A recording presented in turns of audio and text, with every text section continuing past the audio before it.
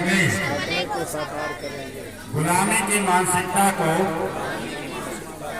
जड़ से उखाड़ फेंकेंगे, देश की समृद्ध विरासत पर गर्व करेंगे, भारत की एकता को सुदृढ़ करेंगे और देश की रक्षा करने वालों साकार करेंगे।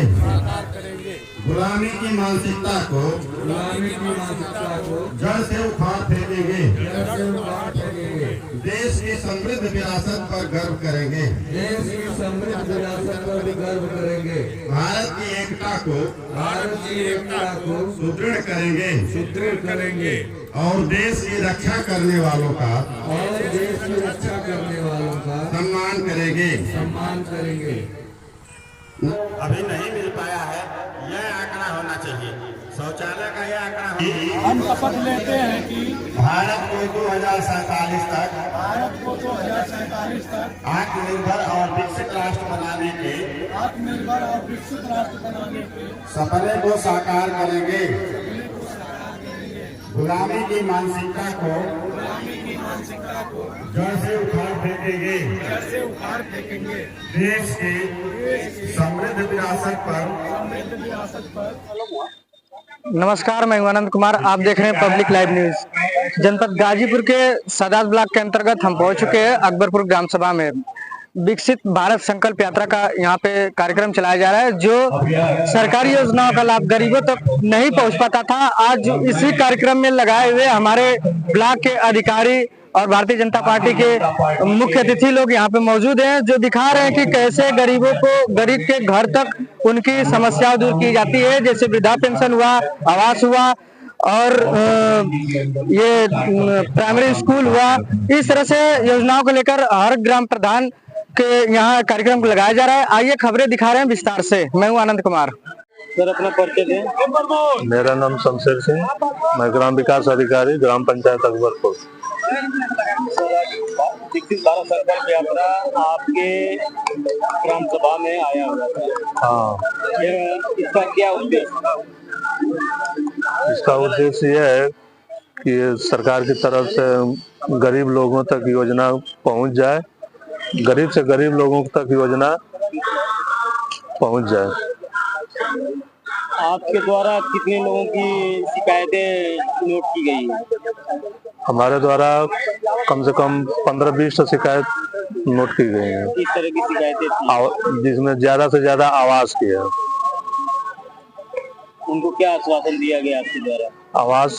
आवास का आश्वासन यही दिया गया है कि जैसे सरकार की तरफ से रजिस्ट्रेशन का वो साइट खुलती है, तो उन लोगों को जैसे रजिस्ट्रेशन साइट खुलेगी तो रजिस्ट्रेशन हो जाएगा और रजिस्ट्रेशन के उपरांत उन लोगों को आवास दिया जाएगा।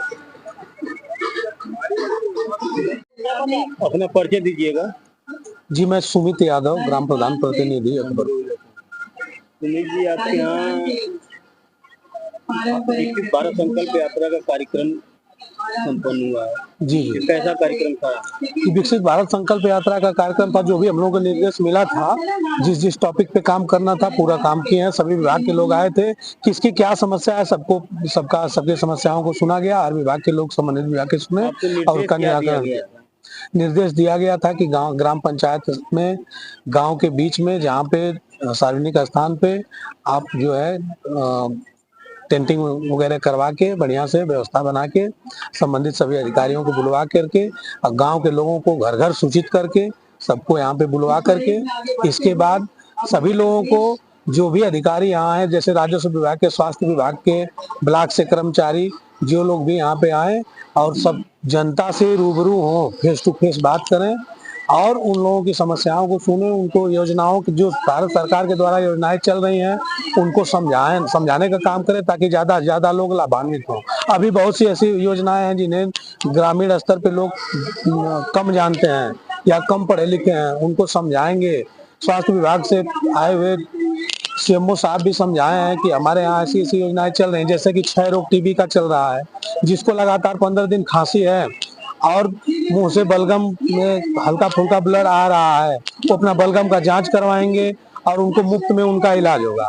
पीएम सम्मान की निधि योजना में कृषि विभाग से आए हुए अधिकारी बताए कि जिनको पीएम किसान सम्मान निधि जिनकी आ रही है या फिर कोई किस्त रुक गई है या नहीं आ रही है तो उसमें क्या क्या कागजात लगेंगे, उसके प्रोसेस क्या है, सारे प्रोसेस को उनको बताया गया और सारी जनता सुनी।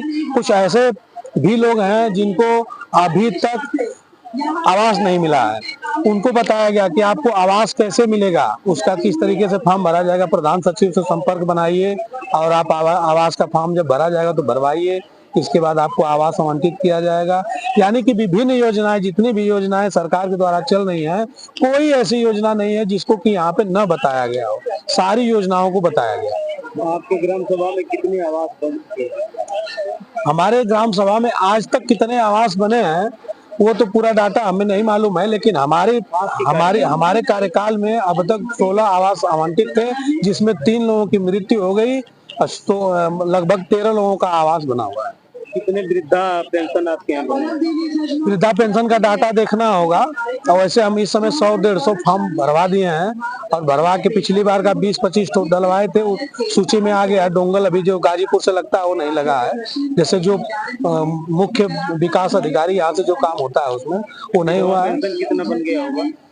विधवा पेंशन, वृद्धा पेंशन सब मिला के 150 करीब फॉर्म जो है अप्लाई कर दिया गया है।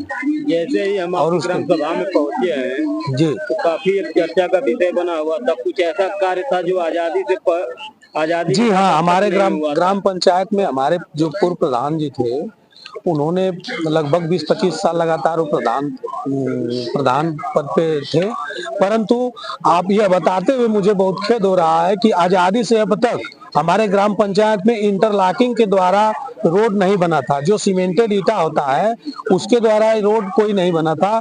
पहली बार 250 मीटर हमारे द्वारा हमारे कार्यकाल में काम हो रहा है और 1.5 किलोमीटर की करीब खरंजा का काम हुआ है। पंचायत भवन बनवाए हैं, सामुदायिक शौचालय बनवाए हैं, दिव्यांग शौचालय बनवाए हैं, प्राइमरी स्कूल में टाइलीकरण का काम करवाए हैं, जितने भी स्कूल का रूम था सब में टाइल्स लगवाए हैं। इसके बाद यानी कि विद्यालय का पूरा कायाकल्प, जिसके अंतर्गत विद्यालय की बाउंड्री भी बन रही है। और कुछ ऐसी योजना जो इससे पहले नहीं लागू हुआ था आपकी ग्राम सभा में, आपकी कार्यकाल में हुआ है? जी, जब सबसे पहली चीज तो पेंशन ही है। पेंशन का कोई वो नहीं था, पहले 5-6 लोगों को 3-4 लोगों को केवल मिलता था, वो भी कहीं से अपना लोग बनवा लेते थे, तो कोई इसमें वो इंटरफेयर प्रधान जी नहीं कर पाते थे। पर मेरा एक लक्ष्य है कि मैं एक भी लास्ट तक, चूंकि ये जो प्रोसेस होता है विकलांग का, वृद्धा पेंशन, विधवा पेंशन का, इसमें सबसे बड़ी चीज है कि इसमें समय बहुत ज्यादा लग जाती है।